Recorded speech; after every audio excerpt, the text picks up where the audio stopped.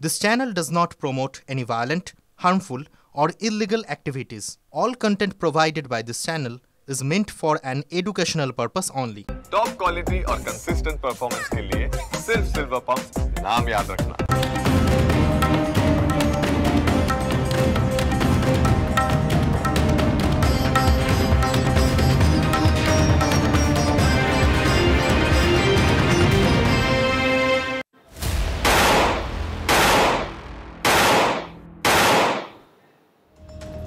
দেখছেন press corner, আপনার সঙ্গে লিমা রয়েছে, তার সঙ্গে আমি দীপ রয়েছি। হাওড়ার খবরে নজর রাখবো, কারণ দিনভর আমরা আপনাকে দেখাচ্ছি হাওড়ায় একজন আইসি কিভাবে নিজের গালিতেই গুলিবিদ্ধ হয়েছেন।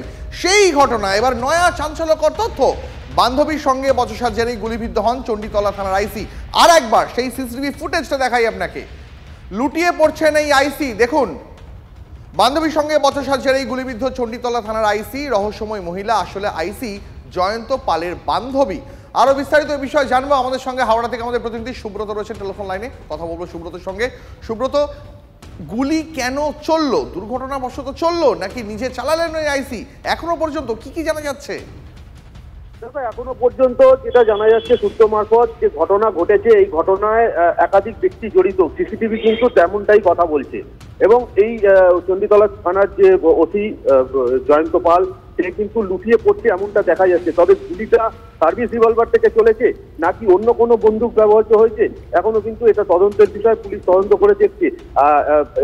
ইতিমধ্যে কিন্তু জানা যাচ্ছে যে হুগলি পুলিশের তরফ থেকে একটি টিম, তারা কিন্তু ঘটনাস্থলে আসছেন এবং এই ঘটনার সম্পূর্ণ তদন্তভার নেবেন। এবং পাশাপাশি যে গাড়িটা এখানে ছিল, অর্থাৎ সেই গাড়িটা কার নামে রেজিস্টার, সেটা কিন্তু জয়ন্ত পাল অর্থাৎ হুগলির চণ্ডীতলা থানার যে ওসি, তার নামে গাড়িটা নয়। ফলে একাধিক প্রশ্নচিহ্ন রয়েছে। রহস্যময় মহিলা তিনু দাম, তাতেও কিন্তু জিজ্ঞাসাবাদ চলছে, তার বাড়ি কোথায়, সম্পূর্ণ বিষয়টাই কিন্তু খতিয়ে দেখা হচ্ছে। ফলে একটা রহস্য দানা বেঁধেছে। বেশ, অনেক ধন্যবাদ আমাকে সুব্রত। এই মুহূর্তে যে খবরে আমরা নজর রেখেছি, আইসি জয়ন্ত পালেরই বান্ধবী, তার সঙ্গেই গন্ডগোল। কি নিয়ে গন্ডগোল আরো বিস্তারিত জানাবেন। আমার সঙ্গে রয়েছেন সিজার। বান্ধবীর সঙ্গে আইসির কি নিয়ে গন্ডগোল বাঁধলো এবং এমন পর্যায়ে পৌঁছলো যে সেখানে গুলি চলে গেল?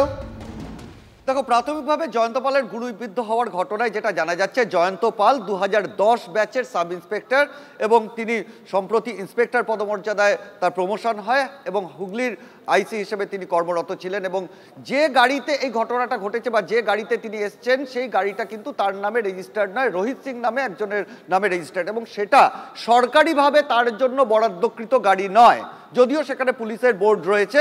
এবং প্রাথমিকভাবে যেটা জানা যাচ্ছে, যে মহিলার কথা বারবার উঠে আসছে, তিনি সাকরাইলের বাসিন্দা এবং হাওড়ার একটি পানশালার কর্মী, এবং বেশ কিছু মাস ধরে জয়ন্ত পালের সঙ্গে তার একটা সম্পর্ক রয়েছে। এবং গতকাল তারা দুজনে কেনাকাটা করতে যান এবং সেখানে 28,000 টাকার কেনাকাটা নিয়ে দুজনের মধ্যে কিছু বচসা হয় এবং বচসার জেরে সার্ভিস রিভলভার থেকে গুলি দুর্ঘটনাবশত ছুটে যায়, এমনটাই প্রাথমিকভাবে কিন্তু হাওড়া এবং হুগলি পুলিশের কাছ থেকে আমরা জানতে পারছি। এবং সেখান থেকে এই গুলিবিদ্ধ হওয়ার ঘটনা ঘটে।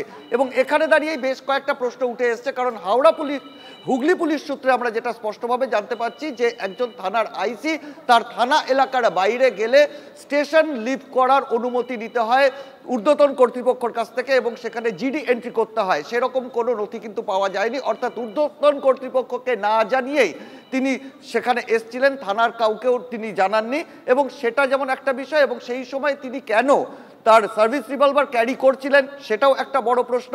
এবং এই মহিলার সঙ্গে তিনি কোথায় গিয়েছিলেন, তার আগে কেন ঘটনা ঘটলো, সেগুলো যেমন জানার চেষ্টা হচ্ছে। প্রাথমিকভাবে মহিলাকে জিজ্ঞাসাবাদ করে এই তথ্যগুলো উঠে এসছে এবং যেটা হুগলি পুলিশ সূত্রে আমরা জানতে পারছি, হুগলি পুলিশ ইতিমধ্যেই কিন্তু এই আধিকারিকের বিরুদ্ধে বিভাগীয় তদন্ত শুরু করেছেন বেশ কিছু জায়গায় গাফিলতির জায়গা থেকে। বেশ সিজার, অনেক ধন্যবাদ তোমাকে। রক্ত ভর্তি ছিল, ওই জন্য গায়ে হাত পায়ে জল ঢাললাম, ঢেলে বললাম যে চলে যাও হসপিটালে নিয়ে চলে যাও। বললো কোথায় নিয়ে যাবো? বললো হাওড়াতে নিয়ে চলে যাও। বলছে হাওড়াতে নিয়ে গেলে কেস হয়ে যাবে, প্রাইভেটে নিয়ে চলে যাবে।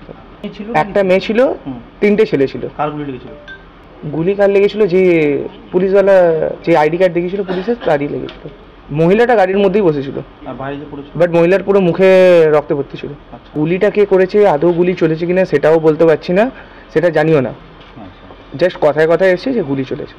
উনি বললেন আমি পুলিশে আছি, ম্যাটারটাকে বেশি বড় করো না, ছেড়ে দাও, তোমরা চলে যাও, আমরা বুঝে নিচ্ছি।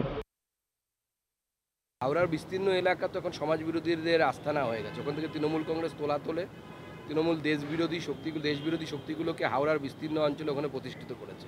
সেখানে বোমাগুলি সমস্ত কিছু পাওয়া যায়। প্রত্যেক বছর রামনবমীতে ঘটা করে আক্রমণ হয়, তো সেখানে পুলিশ গুলি খাবে না তো কে গুলি খাবে? রায়গঞ্জে তৃণমূল পঞ্চায়েত প্রধানের বাড়িতে হামলার পিছনে দলের কোন্দল। আটক তৃণমূল ছাত্র পরিষদের কর্মী বলে খবর। রায়গঞ্জে তৃণমূল পঞ্চায়েত প্রধানের বাড়িতে গুলি, বোমা, ইট বৃষ্টির অভিযোগ। প্রায় 1 ঘন্টা ধরে মারাইকুড়া গ্রাম পঞ্চায়েতের প্রধান তৃষা প্রামাণিকের বাড়ি লক্ষ্য করে দুষ্কৃতী তাণ্ডব চলে বলে অভিযোগ। প্রাণনাশের চেষ্টার অভিযোগ তুলেছেন প্রধান ও তার স্বামী। রাজনৈতিক কারণেই হামলা বলে অভিযোগ প্রধানের। আমার অনুমান রাজনৈতিকভাবে কারো হয়তো কোনো স্বার্থে আঘাত লাগাতেই এই জিনিসটা করেছে, কারণ অন্যায়ের সাথে আপোষ করা আমার তরফে কোনোদিনই ছিল না।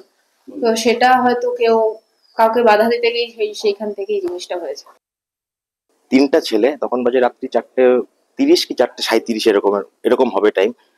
3টা ছেলে হাত ধুচ্ছে, তো আমি বললাম, এই দাঁড়া, এত রাত্রে কিসের জন্য যাবি তোরা? ওরা আমার এই দাঁড়া শুনেই ওরা 3জনই ভেগে গেল। তার মধ্যে আমি শুনতে পাচ্ছি একজন নাকি ধরা পড়েছে, আর বাদ বাকি 2জন জঙ্গলের মধ্যে দিয়ে ভেগেছে।